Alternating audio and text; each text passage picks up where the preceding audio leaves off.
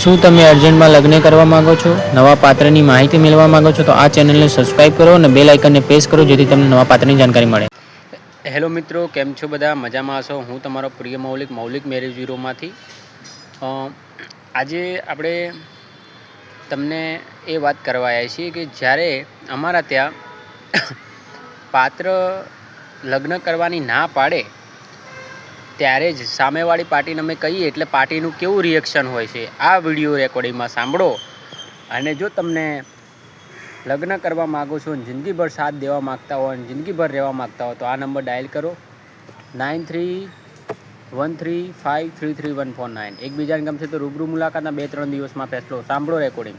અને જો આપણા વિડીયોની નીચે ડિસ્ક્રિપ્શનમાં એક લિંક આપેલી છે એ લિંક ઉપર ક્લિક કરી તમે તમારા ઘર માટે બૂટ અને ચંપલ ખરીદી શકો છો. સાંભળો રેકોર્ડિંગ, શું બેન બોલે છે અને કેવું રિએક્શન રહેશે બેનનું. બેનના બાબા માટે લગ્નની વાત કરી હતી ને છોકરી હવે ના પાડી દીધી છે કે મારે એના જોડે નથી કરવું, તો હું એને ના પાડું છું. તો શું કહે છે બેન? સાંભળો રેકોર્ડિંગ. જો તમે ચેનલ પર નવા હો તો સબસ્ક્રાઈબ કરી લેજો જેથી તમને નવા પાત્રની જાણકારી સૌથી પહેલાં મળતી રહે. યાદ રાખજો, એકવાર લગ્નની ગોઠવણી થયા પછી જલ્દી છૂટાછેડા થશે નહીં. એટલે જોઈ વિચારીને ફેસલો લેવો, કોઈની વાતોમાં અહીં લગ્નની ગોઠવણી ના કરવી. સાંભળો રેકોર્ડિંગ, શું બેન બોલે છે અને કેવું રિએક્શન રહે છે. ના થાય બીજું તો કઈ હા છૂટાછેડા ના થવા જોઈએ. એમાં તો એ જ રીતો હોય. અમારે તો લગ્ન કરાવવાનું, તમારું એક કામ કરીને આપીએ, તમે 10 કામ અમને આપો એવું હોય.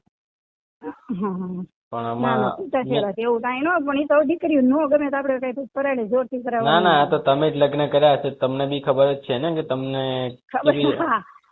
હે ડાયરેક્ટ તો તમારા મમ્મી પપ્પા એની કરાવડાયો ને એટલા માટે મેં મારો આપડે એવું કઈ નથી કે એમ તમને ઘા પાડવા જ જોઈએ એમ એવું કઈ નથી. તો અંદર હોય તો થાય અને આમાં તોડ્યું તમે તો થાય. ના ના, મેં મારો ટ્રાય કર્યો. મારું તો કામ લગ્ન કરવાનું જ છે. તો તમે વિડીયો જોતા હશો, તમને અંદાજો આવી જતો હશે. અમે તો ડાયરેક્ટ જ કહી દઈએ કે ભાઈ જો ગમી જશે થઈ જશે, નહીં ગમે તો નહીં થાય. અમે કોઈને ફોર્સ કરી ના કરાવી શકીએ. આપણી દીકરી હોય તો આપણે ફોર્સ કરી શકીએ કે ભાઈ સારું છે, નાલો આમ છે તેમ છે. પણ હવે પછી પારકાને તો એને આખા જિંદગીનો સવાલ છે ને, એને યોગ્ય લાગે તો કરે. અને અમારી પાસે એવું પ્રોસેસ બી બદલાઈ ગયા ને, નવા અપડેટ થઈ ગયા બધા. પેલા છૂટાછેડાના બહુ કેસ આવ્યા ને અત્યારે, એટલે હવે છૂટાછેડા ના થાય એ માટે હવે ચાર્જ રાખેલ છે. જો અગર ચાર્જ ને તમે વિડીયો જોયો તો નતો જોયો? હમણાં તો નથી જોયો, કેમ કે હમણાં એલા હિંડોળા ઉત્સવ હાલે છે ને, અહીંયા મંદિરે ઈ કામકાજ હોય, હિંડોળા શણગારવાના ને એવું બધું કરવાનું, બેનું આવે, સભાવું હોય, એવું હોય. એટલે હમણાં હાથમાં ફોન ઓછો લેવાય છે. પછી કઈ 11 વાગી જાય મંદિરે પછી સાંજે ટાઈમ નો રહે અને દિવસે ફટાફટ કામ પતાવવાનું હોય. અત્યારે હું મંદિરે જ છું, મહારાજ ને બેઠી ઝુલાવું. ના ના, બરાબર બરાબર.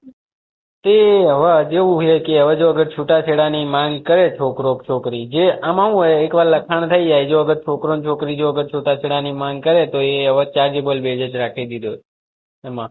કેમ કે આમાં મગજમારી બહુ. પછી લગ્ન થયા પછી શું કરવાના હોય? ના લગ્ન જ કઈ ન કરાય.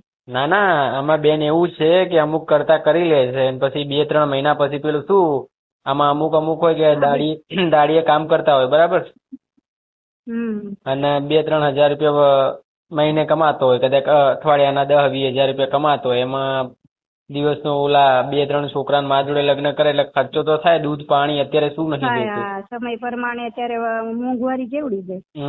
એટલે પેલું હું પેલા પૈસા ખર્ચ થાય ખાતામાં, એટલે 1-2 મહિના થાય એટલે પછી શું નાક પૂરું થાય એટલે પછી આવો ફોન કરીને કે ભાઈ મને નહીં ફાવતું આની જોડે. એવા બધા કેસ આવે ને હમણાં આ મહિનાની અંદર 9 કેસ આયા છૂટાછેડા વાળા.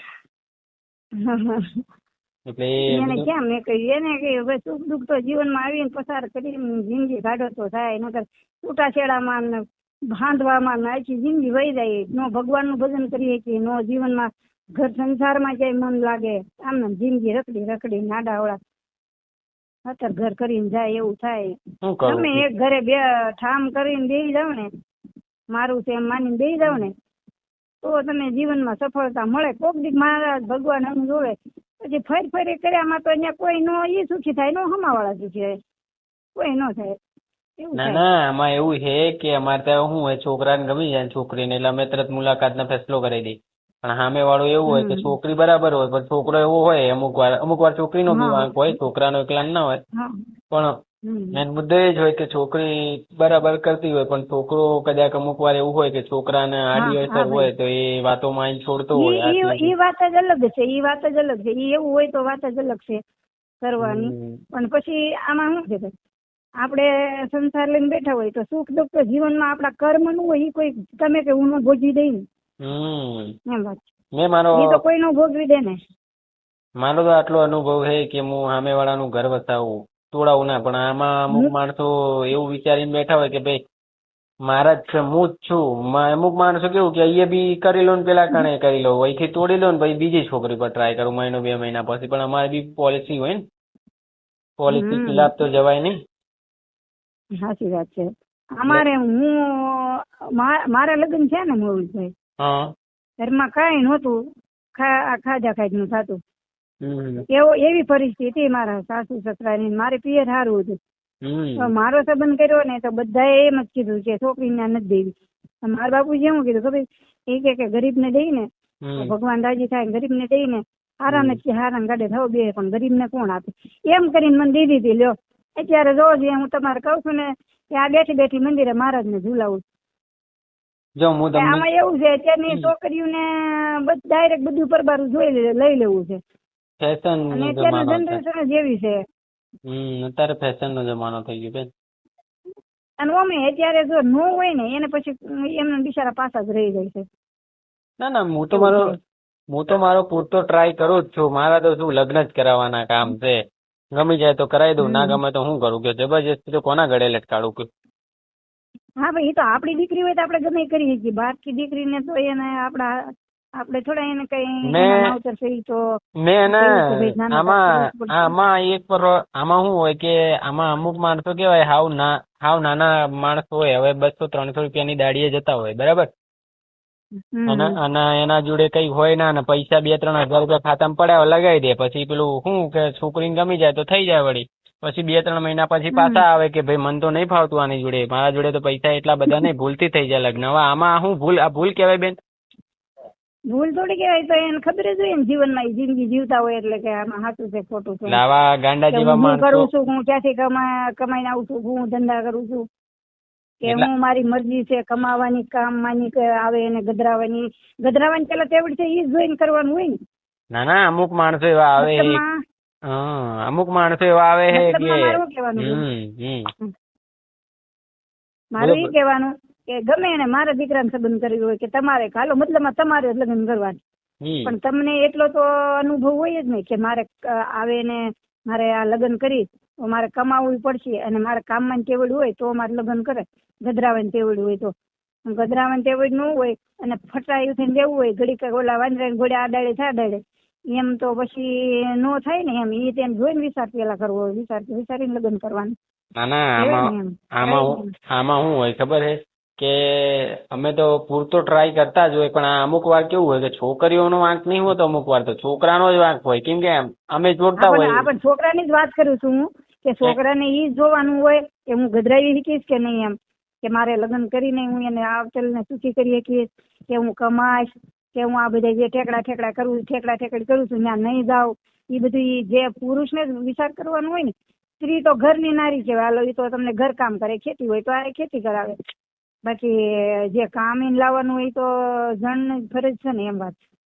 હમણાં એક મહેસાણાનો એક કેસ હતો, એમાં એવું છે કે છોકરી બરાબર જ છે. મને કે મૌલિકભાઈ હું તો મારી જગ્યાએ રાઈટ જ છું, કે હું કોઈ છૂટાછેડા માટે માંગ જ નહીં કરતી, કે પણ કે સામે વાળો છોકરો એ કે બીજા બેનને બોલાવે એના કારણે મારી આખી લાઈફ ખરાબ થાય. બોલો, હવે એને શરમ આવી જોઈએ ને આવા ધંધા કરતા પેલા લગ્ન અહીંયા કરે ના.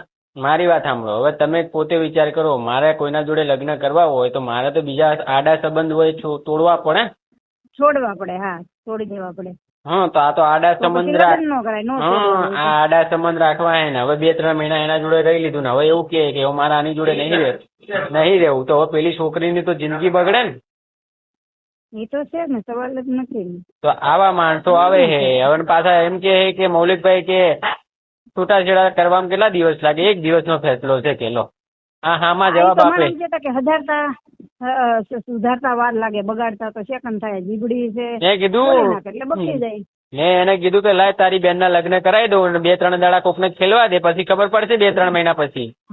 હા તારી બેન તને કેટલી વાલી છે એમ, બીજાની બધી ના, ના. બેન કોકની બેન ને તો હશે જ ને એમ. ના આવા માણસો આવે હે, બોલો શું કરું કયો.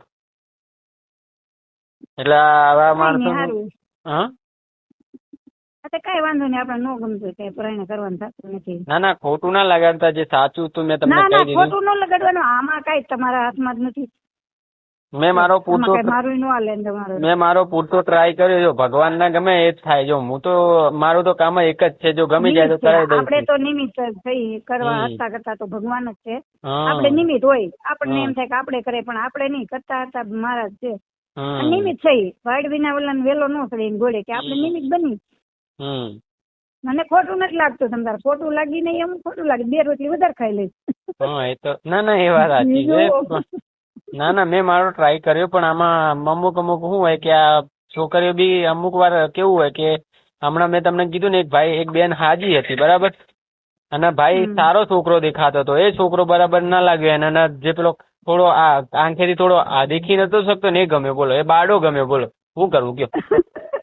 એટલે છોકરીઓ કેવું પસંદ કરે છે ને એ જ નીચી નથી. એટલે મેં તો ટ્રાય કર્યો ઘણો. મેં કીધું બેન આમાં તને કોઈ મળવાનું છે નહીં, આમાં તારો કોઈ લાઈફ છે નહીં. મને કે મારે જીવવું હોય ને, તમે ખાલી લગ્ન કરાવો ને તો લગ્ન જ કરાવો, લો અમે શું કરીએ કયો.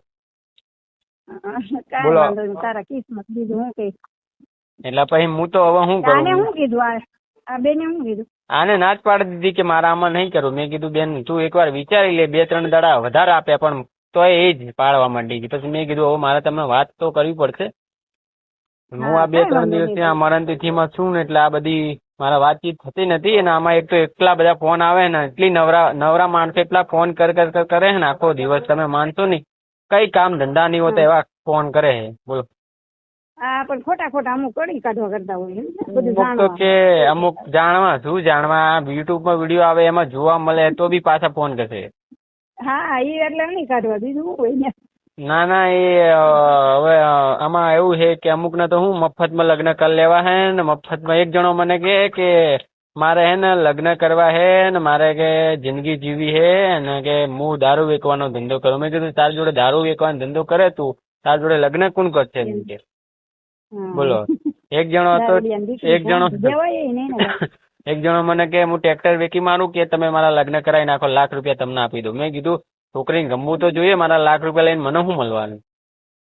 ₹1,00,000 મને મળે પણ છોકરીને ગમવું છે, મારે થોડી મારી છોકરી જોઈએ.